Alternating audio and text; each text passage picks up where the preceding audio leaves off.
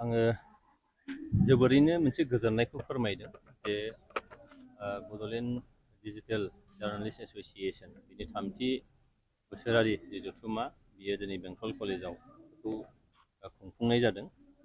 मानोना गोजोननायनि गुबै ओंथिया बेनो जे जोंनि हारिखौ दिनै दानांगौबा दाफुंनांगौबा जोङो आन्दलन खालामबोदों, सोमावसारबोदों, राजा लामायाव ओंखारबोदों, रेल लामा, मटर लामा जथेदों, बहाबा जोङो माने गेदारिं खालामदों। बेजों हारिया मोनसे लेभेलसिम निस्सय दावखोबोबाय। जों मोनसे जांख्ला जों हयथ' मोनफैबाय। नाथाय जोंहा हारियाव दिनैनि थारिखआव जिथु मेलेमनि दावहा जायो, बे मेलेमनि दावहायाव जोङो उनफिननानै दङ आरो बे जाहैबाय जोंहा खौरां बिजोंनि गेजेरजों जोङो दावहा नांनांगौ। जोंनि हारिनि जोंनि हारिमु, जोंनि राव हारिमु, दोरों, रांखान्थि, समाजखान्थि, राजखान्थि बिथिं बे दिनै माबायदि जौगानानै दं बेफोरखौ दिनै बुहुम बिखायाव बोरलानानै होनांगौ जायोब्ला थार ओंथियाव दिनै जोंनि बे खौरां बिजोङा जोबोद गोनांथार जादों। जोंहा दिनैनि थारिखआवबो इलेक्ट्रनिक्स मिडिया बेखौ जोङो दिनैबो बानायनो हायाखै। टिभि चेनेल जोंहा दिनैबो जोंनि आखाइयाव जोंनि सामलायनायाव बे दिनैसिमबो गैया। प्रिन्ट मिडियानि बाथ्रा बुङोबा गांसे गांनै ओंखारदों, बियो मजबुत अबस्थायाव नङा। दा बेजों होमब्ला जोंनाव बोरैहाय कलामनिस्ट ओंखारगोन, बोरै मोनसे क्रिटिक्स मानसिफोर ओंखारगोन, बा जोंनि समाजाव राग'नाय, रांखान्थियाव राग'नाय, गुबुन गुबुन बिथिङाव गियानि मानसिफोरनि जि बाथ्रा बिथांमोना फैनानै बाथ्रा बुंनायनि जिखिनि स्कप, बे स्कपा दिनै गैया जादों।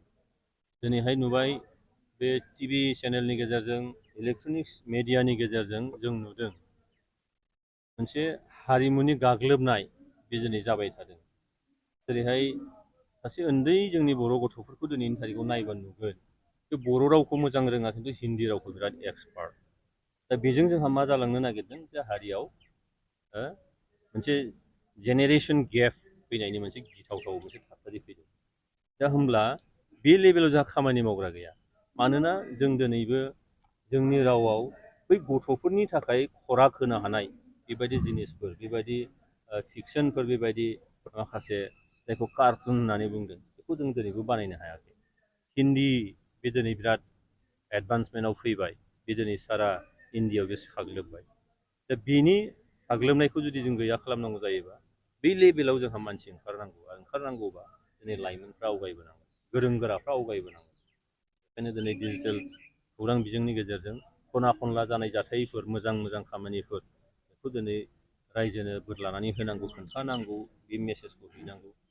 बिथांमोननि नैबे बड'लेण्ड डिजिटेल जार्नालिस्ट एस'सिएशननि गेजेरजों साफ्रोमबो खौरांगिरिया खना खनला थांनानै जि मेसेजखौ होफैबाय, बेजों दिनै रायजो राजाफ्रा, बर' समाजा निस्सय सांग्रां जाबाय। आरो बेजों जोङो बायजो मुलुगनि माखासे जिनिसफोरखौ दिनै मबाइलनि गेजेरजों एक्सप'जार जों मोननो हाबाय। बेनिखायनो आङो जोबोद गोजोननाय मोनदों दिनै बे बड'लेण्ड डिजिटेल जार्नालिस्ट एस'सिएशननि बे जथुमाव फैनानै। आरो बेखौ लांबाय थानांगौ जोंहा। मेलेमनि दावहा निस्सय जानांगौ, जोंनाव कलामनिस्ट फैनांगोन, जोंनाव मोजां मोजां जार्नेलिस्ट फैनांगोन। आं बाव खावलायदेरबाय जास्ट इथिक्सखौ जाहाथे एसे जोङो सोलोंनानै लायो, मेडियानि एथिक्स, नङा होमबा, जार्नालिस्टनि जिखिनि एथिक्स बा नैतिकता, निथि, बे निथिखौ जोंहा लानांगौ। बेनिखायनो अरियेन्टेसन निस्सय नांगोन। आरो बे अरियेन्टेसन मोनोबा जोंनि राफोद लाइमोनफोर, दा जायफोर डिजिटेल बे जार्नालिस्ट एस'सिएशनाव दङ, आरोबाव साबसिनाव खामानि मावनो हागोन, आरो जायजों जोंनि हारिया निस्सय जौगालांनायनि जांख्लाजों आवगायलांगोन। सार, माखासे लाइमोनफ्रा ससियेल मिडियाखौ गावजों गाव नांलायनाय, गाज्रि गाज्रि मुं सुरलायनायनि मोनसे थाखोआवसो बाहायनानै दं सार। बेखायनो आं खावलायदों जोंनि लाइमोनफोरनि मोनसे बियो आन्दलन जानांगौ। डिजिटेल जुगा जोंनो गोबां जिनिसखौ होफैबाय, गोबांखौ फोरोंबाय। बे डिजिटेलखौ जोङो गाज्रि मिनिङाव बाहायनो नाङा, मोजां मिनिङाव लाबोनांगौ। आरो बिनि गेजेरजों जों बुहुमखौनो नुजोबनो हायो। दा बुहुमावनो जों मोजांखौ जों फोसावहरनो हायो।